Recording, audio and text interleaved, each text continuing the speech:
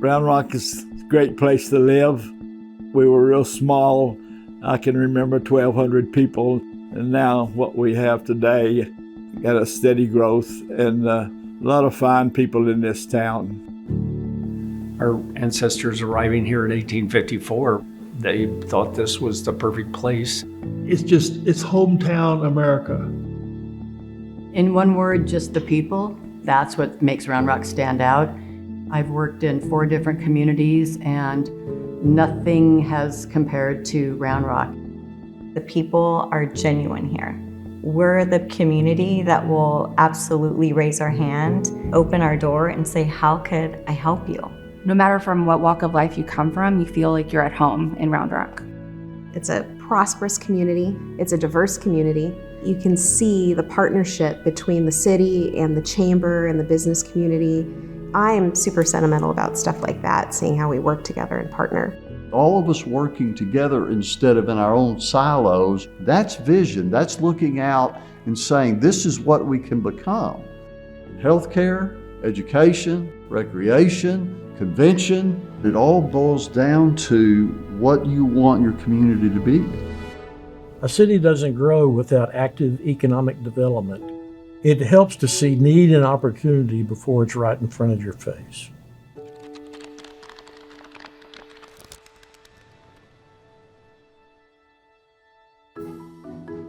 There were many companies that we were chasing. We were still trying to break through and become known as a player in economic development. We'd had some success, but we never really had that home run that we wanted.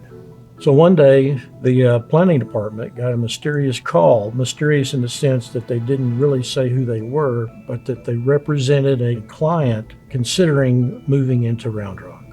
My dad was city manager, so I grew up in City Hall. When a mysterious group would come to town, he would use me as a utility player to go and try and figure out who they were, go down to the parking garage and write down license plates, get it to the police chief, and see if we could figure out who we were talking to. And that's exactly what I did. Lo and behold, it was Dell Computer. We didn't have the big name here yet where others would follow and know that we can deliver. We were competing against Austin, we were competing against Dallas, Houston, but Round Rock has always played bigger than they were. So the negotiations took several months and we were making progress. Then all of a sudden we came up to a problem. The final point that we were negotiating with Dell was the sharing of the sales tax that was generated from their computers in Texas. And so we were agreeing to share that sales tax, and we were 5 percentage points apart, and that was a problem.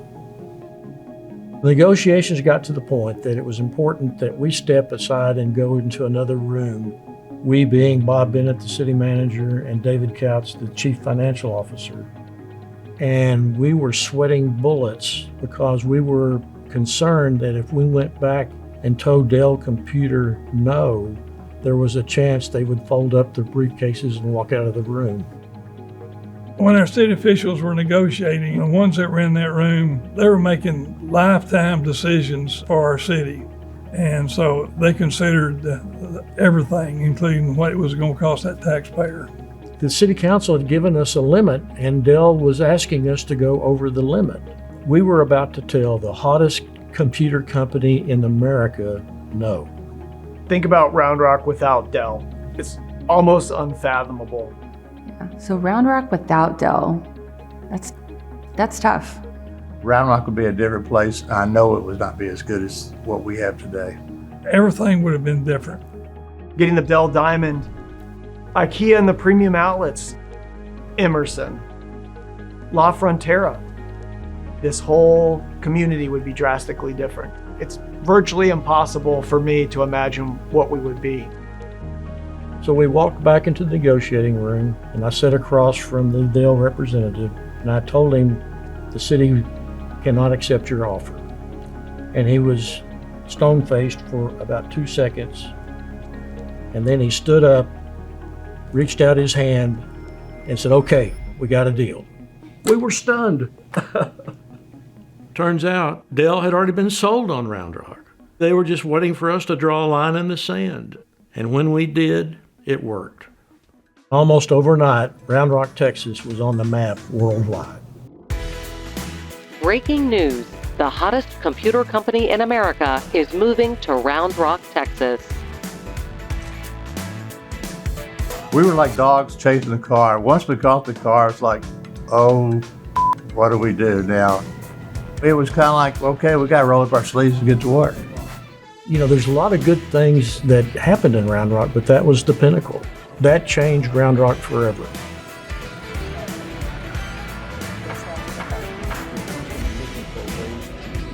The way that the Round Rock leaders of that time stepped up, were proactive, is a true success story that really catapulted Round Rock and completely shaped our future. When Dell came to town, we went off like a rocket ship. And that's why it's in our DNA, the importance of this story.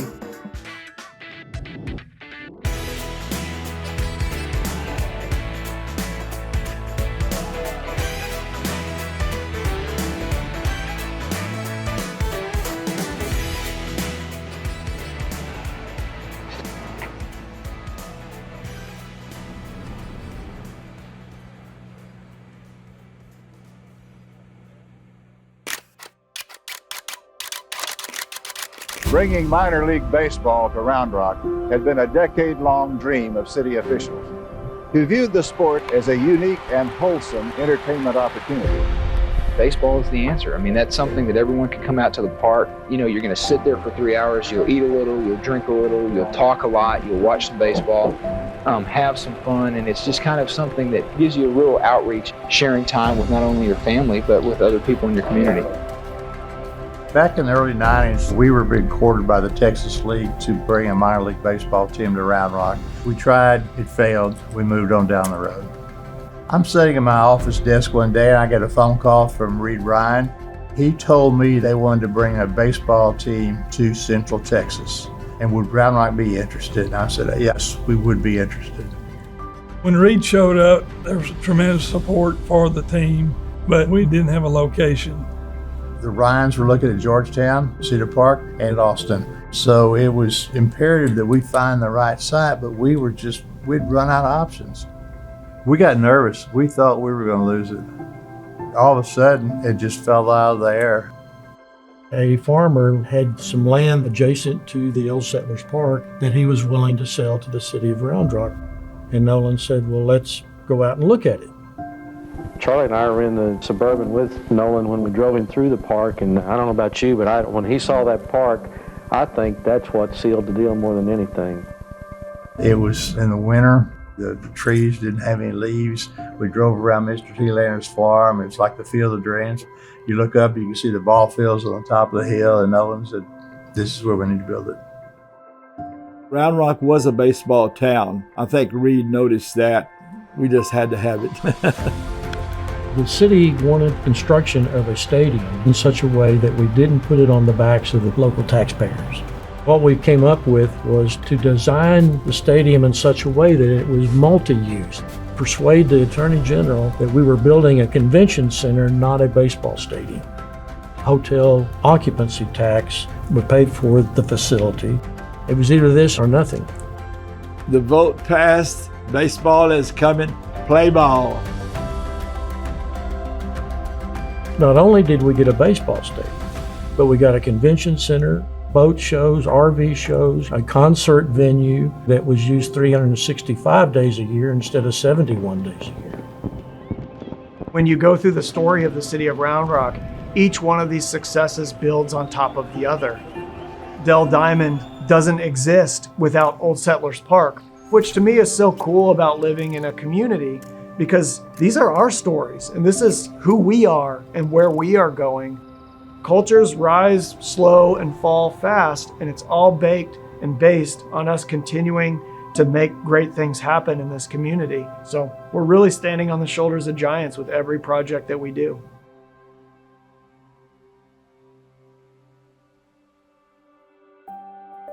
So Ben White decided that we were a community of a size that needed a high-class resort. He identified Gray Wolf Lodge as a good prospect and a good fit for our city. And then just as we were thinking we're about to get to the finish line, they go, we're not coming. So Ben set out to find another family-friendly convention center type project.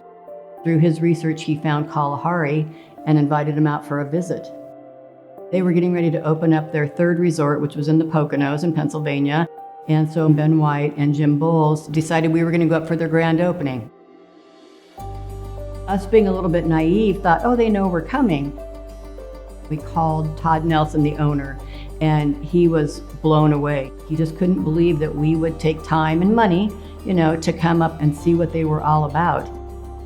As Todd is doing his remarks during the grand opening, it was at that time that he said, you know what, I made a decision where our next location is going to be, and it's going to be in Round Rock, Texas. Todd calls us all on stage, and we're like, we haven't signed anything. There was no agreement in place, but he was that confident then that this was going to be their next home. And I really think us showing up there was part of what put him over the edge to choose Round Rock.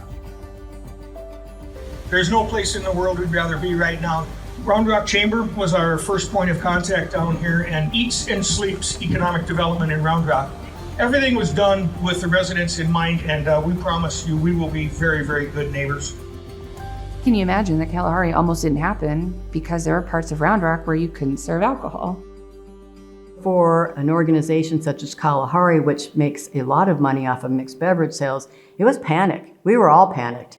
So where the chamber played a major role in stepping in to help was essentially changing the law to bring Kalahari and allow them to select Round Rock and get to work. So we had to get an election organized and put together and have a vote that would allow liquor sales at that location.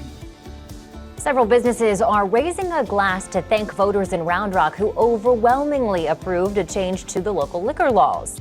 The people of Round Rock agree making the laws fair and equitable for all businesses is the right thing to do. They went out and they got it done. They got it done fast and got this project right back on the rails. I'd never seen a chamber do anything like that. In the cities I've worked at in the past, the chamber was just what most people think the chamber is. They do ribbon cuttings and they hold a golf tournament once a year and they decorate at Christmas. For them just to step up and say, we're gonna do this, turned into over $500 million investment into our community that not only provided thousands of jobs during its construction, but still employs over 1,200 people every day and draws people from all over the country to our city.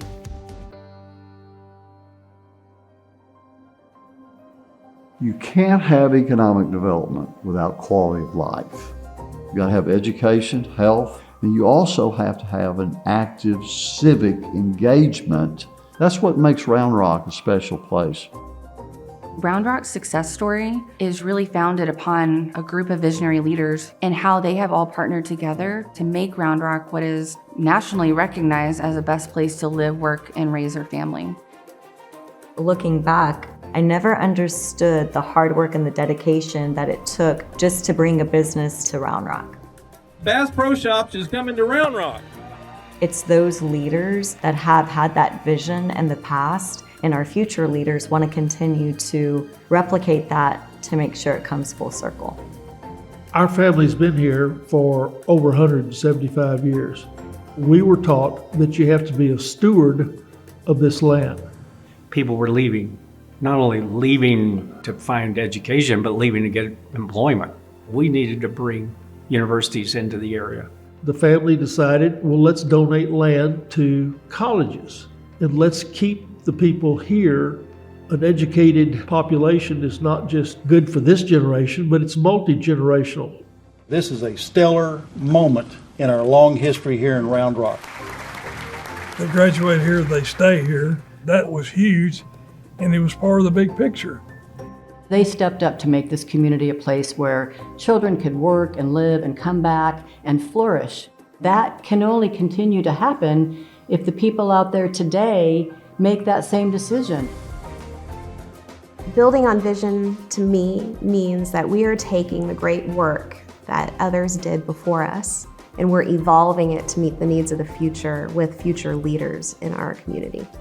Find your place. If you don't have a place, ask. Somebody will find a job for you. We can't rest on our laurels. Quality of life is the major purpose of economic development.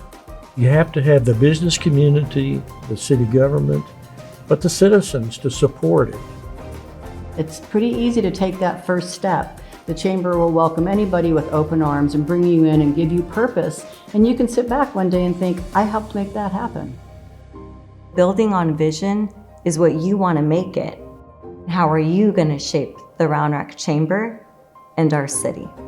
Happy 75th anniversary to the Round Rock Chamber of Commerce. Here's the 75 more years.